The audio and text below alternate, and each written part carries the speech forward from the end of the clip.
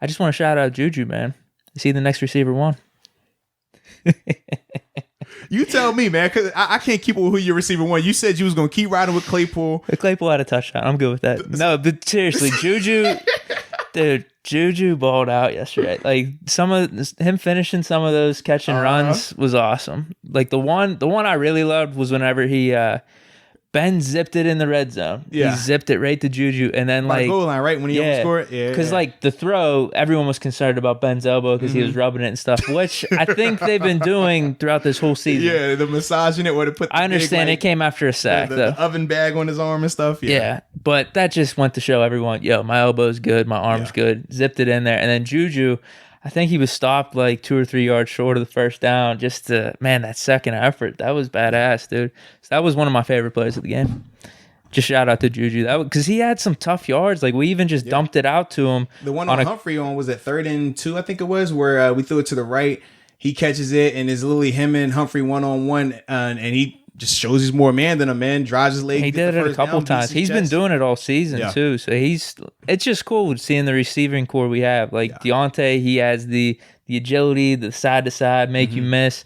Claypool, kind of a combination of both, but like he's like the prototypical receiver, fast, can beat you down the field on some deep routes, and then Juju slot, and then he's gonna get an extra 2 or 3 yards on you and just power through.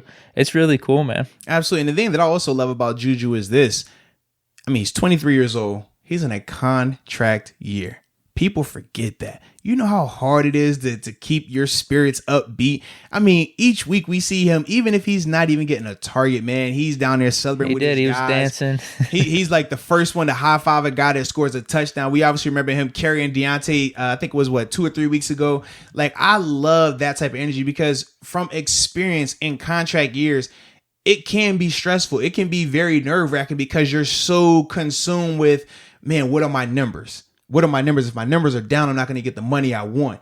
And you can get enamored with that. But seeing him and seeing his energy both on the field and post game, I don't think we should take that for granted because we've seen, especially here in Pittsburgh, where that hasn't always been the case with receivers here, man.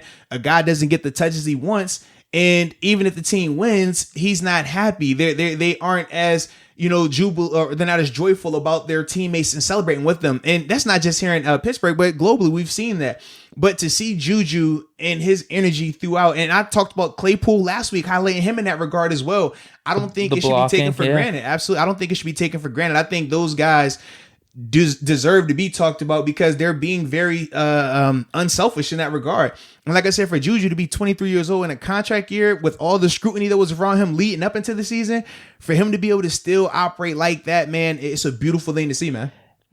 Interesting take on this. Hear me out. Mm-hmm. You know how people rip on Juju for the social media videos or just having the social media presence, putting his time into that? Mm-hmm. What if that is the factor in him being so unselfish? Where he feels like, you know what, I'm confident in my stuff, outside of football, where, all right, whatever happens here, I'm good with. I'm just trying to have the team win and just not try to rock the boat. What if that's the case? I mean, that could be. And it's just trying to spin things a certain way. Like the thing that people rip Juju on, it could actually be the positive thing that's helping him on the field being the team player.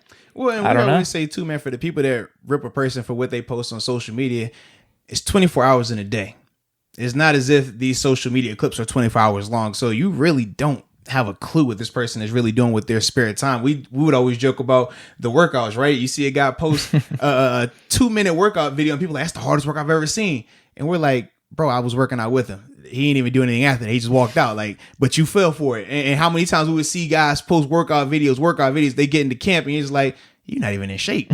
But everybody's swearing down that you're the hardest worker in America because of 2 minutes on social media. People have to realize, bro, social media, man, people are just showing you a glimpse of what they want you to see. That's it. So for the people that got issues and saying that Juju's not focused or he needs to do more of that, it's like, bro, literally add up how much time these videos are that he's posting and tell me compared to how many hours in a day. Because he ain't editing that. Close, right? He's not editing that. Not at all, man. I'm going to do the vid and after that, send it to my team and they take care of it, man. So that's my other thing when it comes to the social media stuff and people criticizing for that, man. I just don't think it's warranted. I think a lot of times it does stem from a little bit of the jealousy element of it and just the fact that people people don't like to have to acknowledge the differences in people, right? People want generations, right, whatever. It's more so it has to be this way and this way only. And we're always like, well, no, it can be that or this or that. It doesn't have to necessarily be, if you're a wide receiver one in the NFL, you can't be on social media. You got to focus. You don't celebrate, you shake hands like Larry Fitzgerald and just walk off. Not everybody's Larry Fitzgerald. Not everybody operates like that.